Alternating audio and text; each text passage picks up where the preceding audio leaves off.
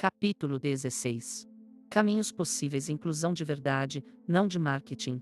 Se os capítulos anteriores foram um diagnóstico da doença, este é o esboço da cura. Não uma receita mágica, mas um manifesto por uma revolução prática. Passamos pela fúria do concreto, pela farsa digital, pelo labirinto da burocracia e pelo veneno dos estereótipos. Agora, precisamos falar do que vem depois da denúncia: a construção. E essa construção precisa ser radical. Não basta colocar rampas onde há escadas, é preciso redesenhar a casa inteira, desde os alicerces, para que a escada nunca mais seja sequer uma opção. E esses alicerces estão nas nossas relações mais básicas, incluindo as que travamos a portas fechadas. Do assistencialismo à autonomia, a virada copernicana necessária. A primeira e maior revolução é filosófica: precisamos executar a virada copernicana da inclusão.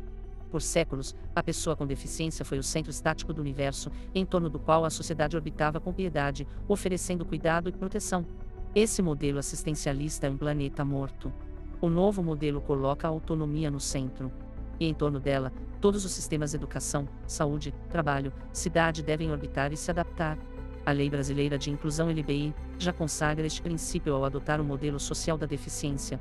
Ela deixa claro que o impedimento está na interação com as barreiras e que a obrigação de removê-las é da sociedade. Isso não é poesia jurídica, é uma mudança de eixo. Significa que o sucesso de uma política não se mede pelo número de cestas básicas distribuídas, mas pelo número de pessoas que deixaram de precisar delas porque conquistaram emprego, educação e mobilidade.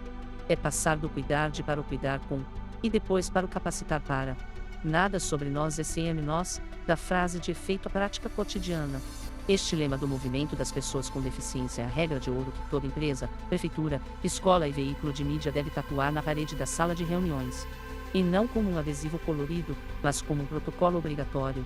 Nada sobre nós sem nós significa. Na arquitetura, não contratar um arquiteto sem deficiência para projetar um centro de reabilitação sem que uma comissão de usuários com diversas deficiências avalie e aprove cada planta. Na tecnologia, não desenvolver um aplicativo de banco sem ter pessoas cegas, surdas e com mobilidade reduzida no time de X desde o primeiro sprint.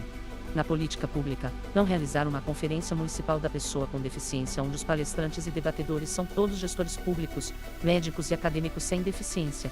Inclusão feita para no melhor dos casos, caridade.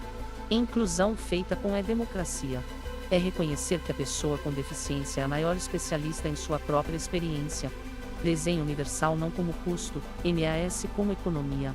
O argumento do custo da acessibilidade é a desculpa mais preguiçosa do capacitismo. É uma contabilidade de curto prazo que ignora o custo astronômico da exclusão. Vamos fazer as contas que o sistema nunca faz. Custo da exclusão educacional: uma criança com deficiência excluída da escola regular será um adulto com qualificação reduzida. O Estado perde um potencial contribuinte e ganha um dependente permanente de benefícios assistenciais. O custo de um professor de apoio e de material adaptado é uma fração mínima do custo vitalício da exclusão. Custo da exclusão no trabalho: uma empresa que não contrata por não ter como adaptar o banheiro perde talentos, diversidade de pensamento e abre-se a multas e processos por discriminação. A adaptação razoável é, quase sempre, mais barata que um processo judicial. Custo social da cidade inacessível: calçadas quebradas e transporte público inacessível não afetam apenas cadeirantes. Afetam idosos, mães com carrinhos de bebê, pessoas com lesões temporárias.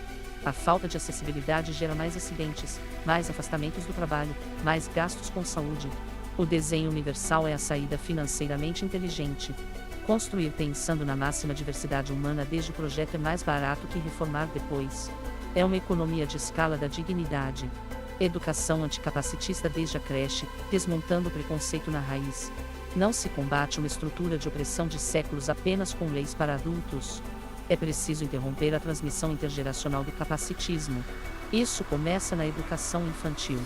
Uma educação anticapacitista não é ensinar sobre deficiência em uma aula especial.